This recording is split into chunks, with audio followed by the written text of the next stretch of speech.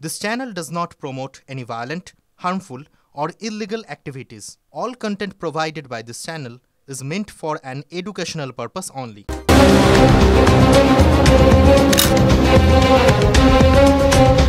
হালুয়ার হাঁড়িতে খুন্তি নড়ল। বাজেট লেখা শুরু হলো সচিবালয়ের নর্থ ব্লকে।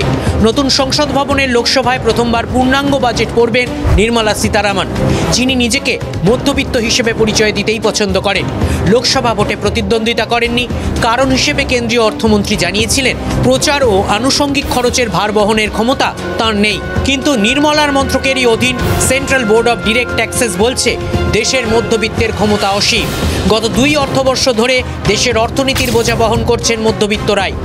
1 এপ্রিল থেকে 11 জুলাই পর্যন্ত প্রত্যক্ষ কর সংগ্রহ হয়েছে। 11 জুলাই পর্যন্ত 5,74,000 কোটি টাকা প্রত্যক্ষ কর সংগ্রহ হয়েছে। গত অর্থবর্ষের তুলনায় প্রত্যক্ষ কর সংগ্রহ 19.54% বেড়েছে। প্রত্যক্ষ করের মধ্যে ব্যক্তিগত আয়কর 3,46,000 কোটি টাকা, কর্পোরেট ট্যাক্স সংগ্রহ হয়েছে 2,19,000 কোটি টাকা। তার মানে চাকুরিজীবী অথবা স্বাধীনজীবী মধ্যবিত্ত যাঁরা আয়কর দেন তাঁরা এবার বাজেটের বোঝা বহন করছেন। দেশের আর্থিক দায়িত্ব পালনে পুঁজিবাদী কর্পোরেট সেক্টরকে পিছনে ফেলে দিয়েছে মধ্যবিত্ত সমাজ। পুঁজি আকর্ষণ করতে ও শিল্পায়নে উৎসাহ দিতে প্রতি বছরই বাজেটে কর্পোরেট সেক্টরের জন্য কিছু না কিছু থাকে। মধ্যবিত্ত রোজগারেদের জন্য কি থাকে? 2014 সালের পর আয়করে ছাড়ের ঊর্ধ্বসীমা বাড়ানো হয়নি। নতুন ব্যবস্থা বা নিউ ট্যাক্স রিজাইমের মাধ্যমে বিকল্প অফার এসেছে করদাতাদের জন্য। রোজগারে মধ্যবিত্তদের আশা এবারের বাজেটে কর ছাড়ের ঊর্ধ্বসীমা বাড়িয়ে মধ্যবিত্তদের স্বস্তি দেবেন কেন্দ্রীয় অর্থমন্ত্রী। কারণ প্রত্যক্ষ কর সংগ্রহের হিসেব বলছে দেশের রাজস্ব আদায়ের বিশাল একটা বোঝা মধ্যবিত্তরাই বহন করতে শুরু করেছেন। দেখুন, মানুষ যদি কর ফাঁকি দেয় তাহলে সরকার উন্নয়ন করবে কি করে? দেখলেন তো, আমরা সাধারণ মানুষ আমাদের দেওয়া আয়করের টাকা থেকেই আমরাই বেশি টাকাটা দিই। ওই কর্পোরেট ট্যাক্স, কর্পোরেট সংস্থাগুলো যা টাকা দেয় তার থেকে অনেক বেশি কর আমরা দিই। এবার বলা হয় যে ছাড় দেওয়া হয় কেন? না, ওই কর্পোরেট সংস্থাগুলো যত ছাড় পাবেন শিল্প বাড়বে, তত কর্মসংস্থান বাড়বে বা জিনিসপত্রের দাম কমবে, এরকম একটা ভাবনা চিন্তা হয় আর কি। কেউ যদি ছাড় পান তাহলে সেই ছাড়টা তিনি সাধারণ মানুষকে দেবেন। বাস্তবে হয় নাকি সেটা? কেউ ছাড় পেয়ে আরেকজনকে ছাড় দিয়েছেন আজ পর্যন্ত কোনো কিছুতে হয়েছে? দেখুন, দেশের মাত্র 24 লক্ষ মানুষ ঘোষণা করেছেন তাদের বার্ষিক আয় 10 লক্ষ টাকার ওপরে। একবার আক্ষেপ করে বলেছিলেন প্রয়াত প্রাক্তন অর্থমন্ত্রী অরুণ জেটলি। তার এই আক্ষেপটা অত্যন্ত বাস্তব, জানেন তো, যে কঠোর বাস্তব যে কোনো সরকারের জন্য। দেখুন, তাহলে চলতি বছরে প্রত্যক্ষ কর আদায়ের যে পরিসংখ্যান সিবিডিটি প্রকাশ করেছে তাতে বলতে হবে যে কর ফাঁকি অনেকটাই কমাতে পেরেছে কেন্দ্রীয় সরকার। কর আদায়ের ব্যবস্থা সরল করা হয়েছে, বেশি শতাংশ মানুষকে ওই করের আওতায় নিয়ে আসা হয়েছে। মধ্যবিত্ত আয়করদাতারা বাণিজ্যিক সংগঠনগুলোকে ছাপিয়ে যেতে পেরেছে। একে কেন্দ্রীয় সরকারের নীতির সাফল্য হিসেবেই ব্যাখ্যা করেছে বাংলার বিজেপি নেতারা। এটা ছাড়া আর কি করবেন? তারা কি নিন্দে করবেন? ওদের কথা শুনুন, তারপর সেই কথাগুলো বলবো যে কথাগুলো এক্ষেত্রে অন্তত না বললেই নয়। এবং এই সময়কালে 2014 পরবর্তী ভারতবর্ষের অর্থনীতিকে শুধু একটা স্টেবল ইকোনমির দিকে নিয়ে যাওয়া হয়নি, IMF এর অনুসারে এটি এই মুহূর্তে বিশ্বের যে মন্দা তার মধ্যে অন্যতম সোনালী বিন্দু হিসেবে এটাকে চিহ্নিত করা হয়েছিল। তার ফল হিসেবেই আজকের দিনে দাঁড়িয়ে বাজার বেড়েছে এবং বাজার বাড়ার কারণেই আজকে এই কর বৃদ্ধি, কর আদায় বৃদ্ধি ইত্যাদি হয়েছে। দেশের মানুষকে আরও বেশি করদাতা তৈরি করা এটা একটি যে কোনো সরকারের সুশাসনের নমুনা। তাই নরেন্দ্র মোদী সরকারের এই আমলে যেভাবে করদাতার সংখ্যা বাড়ছে, এবং এখন জানেন আপনারা যে ফেসলেস করের যে হচ্ছে আপনার তার ফেসলেস ব্যবস্থা তৈরি হচ্ছে টু স্ক্রুটিনি। তো এইরকম একটা পরিস্থিতিতে যদি ভারতবর্ষে করদাতার সংখ্যা বাড়ে, ব্যক্তিগত আয়করের সংখ্যা কর্পোরেট ট্যাক্সকে ছাপিয়ে যায়, তাহলে বুঝতে হবে আমাদের ইকোনমি ইনফর্মাল থেকে ফর্মাল ইকোনমির দিকে যাচ্ছে। এবং যা আমাদের যেটা উদ্দেশ্য যে বিকশিত ভারত, ডেভেলপড ইন্ডিয়া, সেই ডেভেলপড ইন্ডিয়ার দিকে সম্প্রসারিত হচ্ছে ভারতবর্ষের অর্থনীতি, এটাই তার প্রমাণ। কর্পোরেটদেরকে সাহায্য এর আগে ইউপিএ সরকারের আমলেও অভিযোগ ছিল, কংগ্রেসও করেছিল, কিন্তু বিজেপি সরকার সেটাকে কোনো একটা মানে চক্ষু লজ্জাহীন নিষ্ঠুরতার পর্যায়ে তুলে নিয়ে গেছে।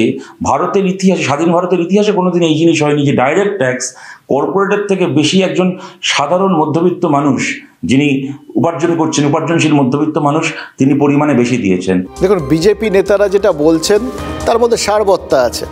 আমাদের অর্থনীতি স্ট্রং, অন্তত এই মুহূর্তে সত্যি। আমাদের এখানে করদাতার সংখ্যা বেড়েছে, সত্যি। কর আদায়ও বেড়েছে, এতেও কোনো সন্দেহ নেই। কিন্তু কাদের মধ্যে কর আদায় বেড়েছে? পরিসংখ্যান বলছে মধ্যবিত্তদের মধ্যে। এবার মধ্যবিত্ত কারা?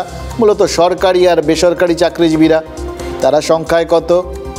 অর্থনীতিবিদ দেবাশিস সরকার হিসেব দিয়েছেন যে মধ্যবিত্তরা মোট জনসংখ্যার 5% বেশি নয়।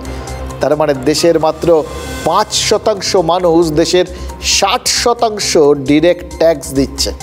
কিন্তু এখানেই শেষ নয়, কর দেওয়ার পর যে টাকাটা হাতে থাকছে সেটাতেও কি ওই ট্যাক্স বসছে না? খেয়াল করে দেখুন তো, আপনি তো তেল, সাবান, খাবার দাবার, অন্যান্য সমস্ত ভোগ্য সামগ্রী কিনছেন, এবং এটা কারা কিনছেন বেশি বলুন তো? ওই মধ্যবিত্তরা। বাইকে পেট্রোল ঢেলে বা গাড়িতে পেট্রোল ঢেলে ছুটছে কারা? মধ্যবিত্তরা। রেস্তোরাঁয় খেয়ে পরিষেবা কর গুনছে কারা? মধ্যবিত্তরা। শাহরুখ খান, সলমান খানের সিনেমা দেখে বিনোদন কর দিচ্ছে কারা? মধ্যবিত্তরা। এবার ভাবুন, প্রত্যক্ষ কর হচ্ছে মোট রাজস্ব আদায়ের 51%, আর পরোক্ষ কর বা ওই জিএসটি বা অন্যান্য করটর যা আছে সেটা 49%। এবার খেয়াল করে দেখুন, দুটো ক্ষেত্রেই, সেটা 51 হোক বা 49 হোক, দুটো চাপই সব থেকে বেশি পড়ছে মধ্যবিত্তের ওপর। বিশ্বের সব থেকে জনবহুল দেশ কিন্তু আমরা ভুলে যাবেন না, 150 কোটি মানুষ, 5ম বৃহত্তম অর্থনীতি। সেই এত বড় একটা দায়িত্ব, মানে এই দেশের রাজস্বের প্রায় পুরোটাই বহন করছে কারা? এই 5% মধ্যবিত্ত। নিজেদের পিঠ চাপড়াতে ইচ্ছে করছে, জানেন তো, নিজেদের। আমরা যে এই দেশের জন্য আমাদের আত্মত্যাগ, আত্মবলিদান এবং এই যে দায়িত্ব ঘাড়ে তুলে নেওয়া, কত শক্ত আমাদের কাঁধ বলুন তো। অর্থনীতিবিদরা কি বলেন জানেন? বলেন এই দেশের জাবদা খাতায় যেটুকুনো লাভের অঙ্ক জমা হয় তার অনেকটাই কিন্তু এই মধ্যবিত্তদের দান, যাদের আয়ে 1 নয়া পয়সা ব্ল্যাক মানি নেই। এই অংশের মানুষ কিন্তু কখনো দেশে কালো টাকা তৈরি করে না, এরা কখনো কর ফাঁকি দেয় না। এরা যে টাকাটা আয় করে সেই টাকাটা একদম সাদা টাকা আয় করছে, এবং যে ট্যাক্স দিচ্ছে সেই টাকাটাও খুব নির্দিষ্টভাবে ডিফাইন্ড। এখান থেকে কোনো রকমভাবে তারা নড়াচড়া করতে পারে না। সরকার জানে যে এই অংশটা এমন একটা অংশ যারা এ ক্ষেত্র থেকে বেরিয়ে অন্য তাদের কাছে বিকল্প কোনো ব্যবস্থা নেই। ফলে সরকারের কাছে এটা অনেক নিশ্চয়তার জায়গা যে এই অংশের মানুষের উপর যদি আমি কর ব্যবস্থা ন্যূনতম পরীক্ষা নিরীক্ষা করি, তারা কিন্তু সরকারকে কোনো পাল্টা হুঁশিয়ারি দিতে পারবে না। একমাত্র তাদের সামনে একটা রাস্তা থাকে 5 বছর পর তাদের মতদান প্রক্রিয়া, ভোটের মাধ্যমে সরকার গঠনের ক্ষেত্রে ভূমিকা।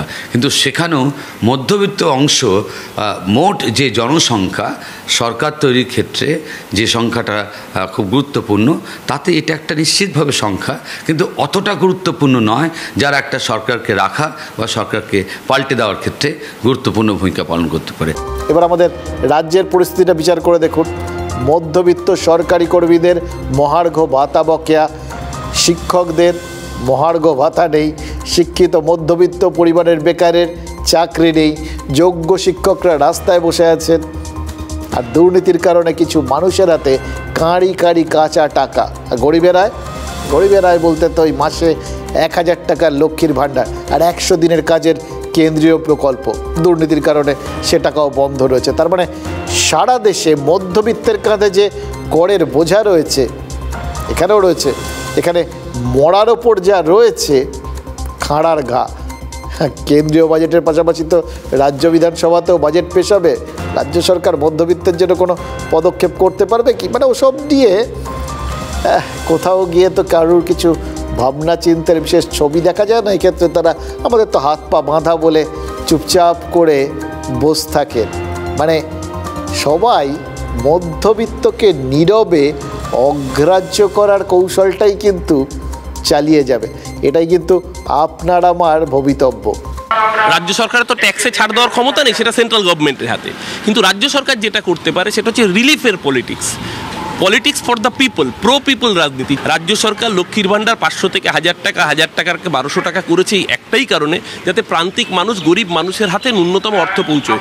অর্থাৎ মানুষের হাতে ক্রয় ক্ষমতা তৈরি করার জন্য মমতা বন্দ্যোপাধ্যায়ের এই যুগান্তকারী যে প্রকল্পগুলো, সেগুলো রাজ্যের মানুষ, যার জন্য আমাদের স্টেটের জিএসডিপি বেশি। অন্য স্টেট ওন ট্যাক্স কালেকশন সেটা এতটাই কম যে আমাদের রাজ্যের পেনশন, ইন্টারেস্ট, লোন আর সরকারি কর্মচারীদের মাইনে দিতে যে টাকা খরচা হয় সেটা রাজ্য তার নিজের আয় থেকে তুলতে পারে না। ফলে রাজ্য পুরোটাই নির্ভরশীল হচ্ছে কেন্দ্রের প্রকল্প এবং ধারের উপরে। ফলে তৃণমূলের কাছ থেকে বাজেট শুনলে পশ্চিমবঙ্গ নয়, ভারতবর্ষ পশ্চিমবঙ্গের মতন নিচের দিকে চলে যাবে। দুর্ভাগ্য পশ্চিমবঙ্গের, দুর্ভাগ্য যে আমরা তৃণমূল শাসিত, যে আমরা এখানে পরিযায়ী লেবার ছাড়া, পরিযায়ী শ্রমিক ছাড়া আর কিছু তৈরি করতে চাই না। এখানে সরকার শাসিত দলের প্রধান দাবি আমাদের মাটি কাটার অধিকার দাও, আমাদের 100 দিনের কাজ করতে দাও। আমরা বলি না আমাদের শিল্প দাও, আমাদের শিল্প কারখানায় কাজ দাও, হোয়াইট কলার জব দাও, সরকারি ক্ষেত্রে কাজ দাও।